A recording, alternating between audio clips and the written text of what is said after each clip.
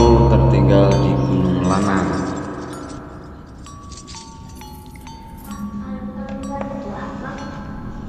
Saat kekasihku menghilang tanpa kabar, aku merasa dunia berhenti berputar dan hidupku pun berakhir. Ternyata membunuh seseorang itu amatlah mudah, tak perlu menggunakan peluru, pedang, santet, atau sate sianida. Cukup tinggalin dia pas lagi sayang-sayangnya. Itu yang dia katakan padaku dulu. Saat itu kami berdua hanya tertawa, sedangkan sekarang aku menangis mengingatnya. Aku harus secepatnya melupakan meninggalkan Jakarta, atau aku akan mati perlahan-lahan di gunung kenangan. Akhirnya aku memutuskan untuk pulang ke kampung halaman di kali Gunung Lanang. Pulang adalah sebuah kata yang selalu membuatku merasa kembali sebagai manusia. Mudik ke tempat dari mana cinta bermula adalah sebuah keputusan yang tepat untuk mengobati luka batinku. Menikmati sunset dan sunrise dari puncak Gunung Lanang yang terletak di Desa Mergolang, Kecamatan Kalibawang, Kabupaten Wonosobo, tentu akan menjadi obat yang mujarab bagiku. Sri, temanku sejak SD yang rumahnya ada di Desa Mergolang, bahkan sudah menyediakan tenda dan perlengkapan untuk berkemah di sana. Sungguh sebuah rencana yang sempurna. Perjalanan naik ojek trail melewati jalan raya yang bopeng di sana sini, berlenggak-lenggok mengikuti jalanan terjal yang berkelok seperti ular, membuat tulang belulangku remuk redam. Aku segera merebahkan diri di tikar. Begitu tenda selesai dipasang. Ayo kita foto-foto. Tuh pemandangan bagus banget loh. Sayang kalau dianggurin. Kamu nggak mau pamerin ke sosmed. Biasanya kamu paling gercep kalau pamer. Kata Sri menarik tanganku keluar tenda. Setelah puas berfoto, aku memutuskan untuk duduk di gardu pandang, semacam dermaga yang dibangun di tebing. Bedanya dengan dermaga di pinggir laut atau sungai, di sini kita tidak akan berlayar dengan perahu, tapi dengan imajinasi tanpa tepi. Langit di tempat bola raksasa itu akan bersemayam ditermandikan warna berbeda. Kabut mulai menebal, desa bola dan waduk wadah selintang di bawah sana perlahan menghilang dalam ketiadaan, seperti masuk ke dalam portal dunia gaib. Aku berdiri takjub, tersedot dalam dunia mimpi. Sandingkala Nuh, buruan masuk tenda, salat maghrib. Jangan kelamaan mandangin sunsetnya, ntar kesambet. Terikan Sri yang super cerewet mengagetkanku. Saat aku menoleh ke arah gadis hitam manis yang melambai-lambaikan tangannya itu, aku melihat seorang pemuda duduk di sebelah kanan. Entah sejak kapan dia ada di sana.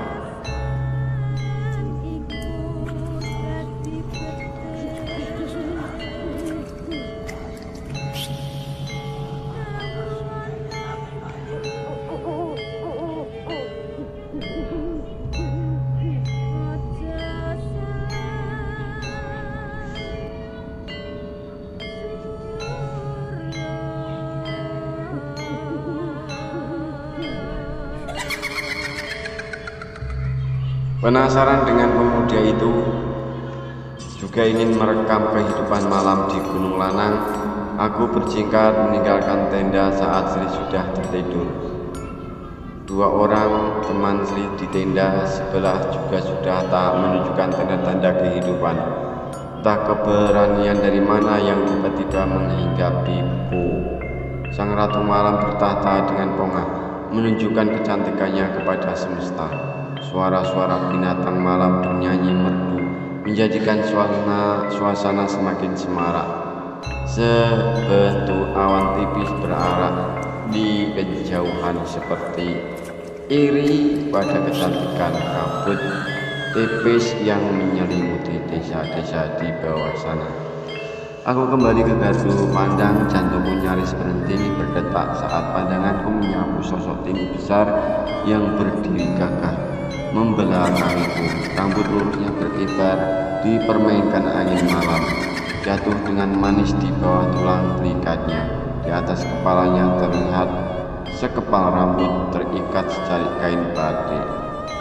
Sungguh dia seorang pria yang sangat fashionable, karena gaya rambut men pun memang sedang digandrungi para pria di seluruh dunia.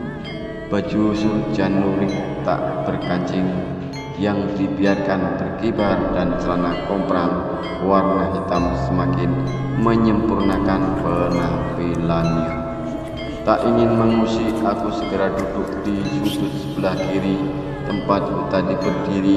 Saat senja tiba, aku mencoba berkonsentrasi, mengambil beberapa gambar dan merekam kehidupan malam di bawah sana.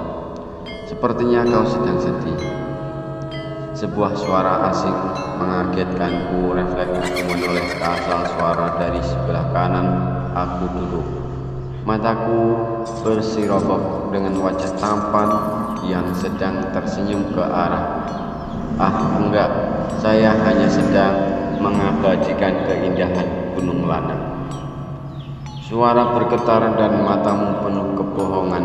Hampir semua yang aku temui di sini adalah orang-orang yang sedang bersedih, patah hati, putus cinta. Terus kamu ngapain di sini malam-malam? Aku mulai jengkel dengan sosok pemuda sok tahu yang telah duduk bersedeku memeluk lutut itu. Percayalah, aku lebih tahu apa itu patah hati. Aku bahkan tak bisa berpaling ke lain hati dan mencoba cinta yang baru. Aku membawa luka cintamu dalam keabadian.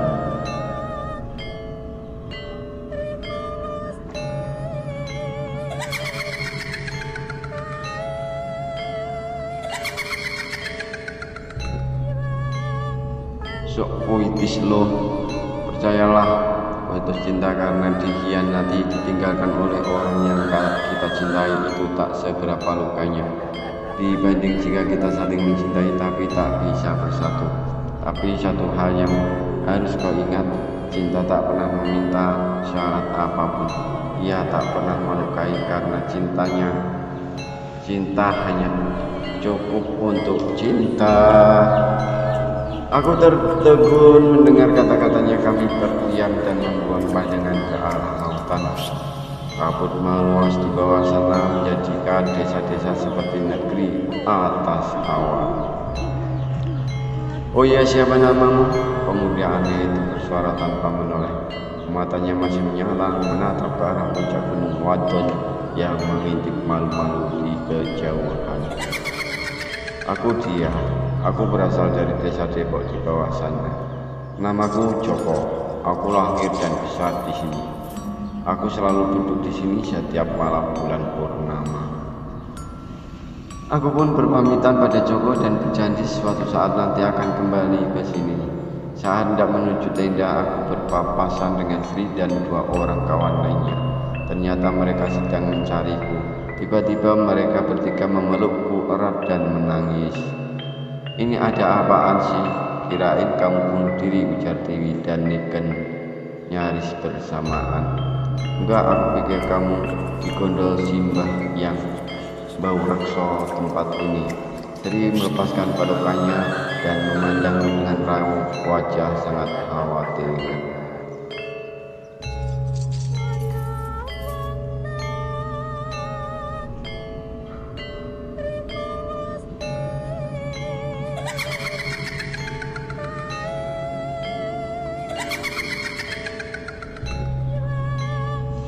Astagfirullah, kalian ada-ada aja deh.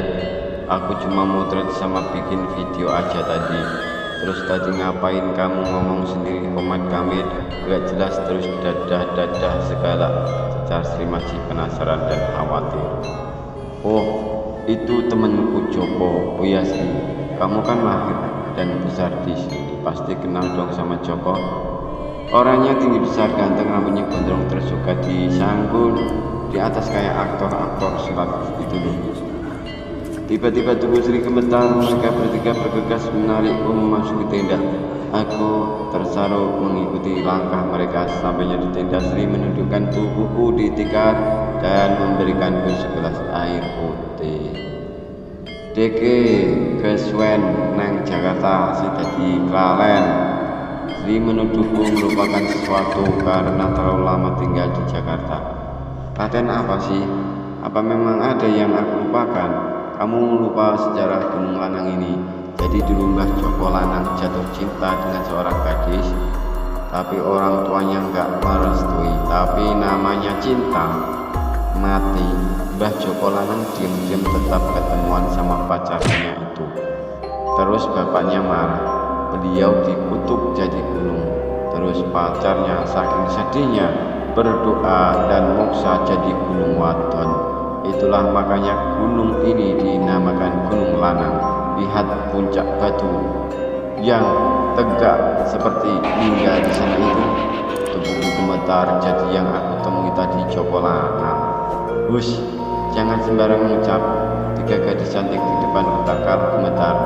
Mereka mengangguk serempak, bahkan Sri dan penduduk desa Morgalang sudah terbiasa dengan penampakan Joko Lanang yang mereka berikan sebutan Mbah. Untuk menghormati penunggu gunung ini, aku terkuku, tak tahu harus berkata apa. Tanganku meremas tali kain batik yang diberikan Joko Lanang sebagai kenang-kenangan.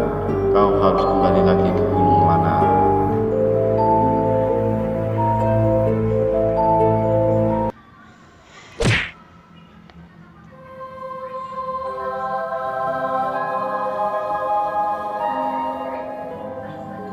Kata-katanya kembali terngiang, menelusup jauh ke urat nadiku.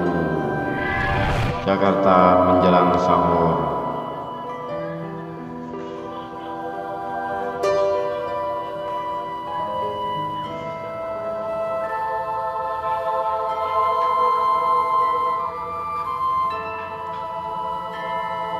Saat kekasihku menghilang tanpa kabar,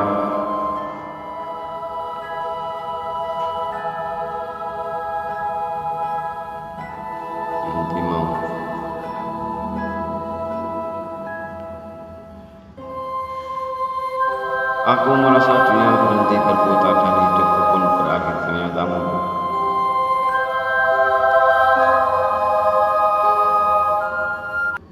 wis rampung ceritane berarti.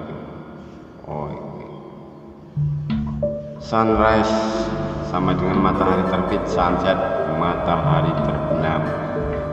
Sanding kolo pergantian antar siang dan malam menjelang maghrib.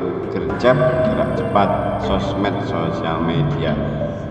DE kesuwen neng Jakarta si jadi kelalen. Kamu kelamaan di Jakarta jadi pelupa dialek setempat. Fashionable mengikuti mode terkini. Manbun model rambut lelaki sebagian tergerai, sebagian diikat ke belakang, ikat ore atau ikat cepol dulu.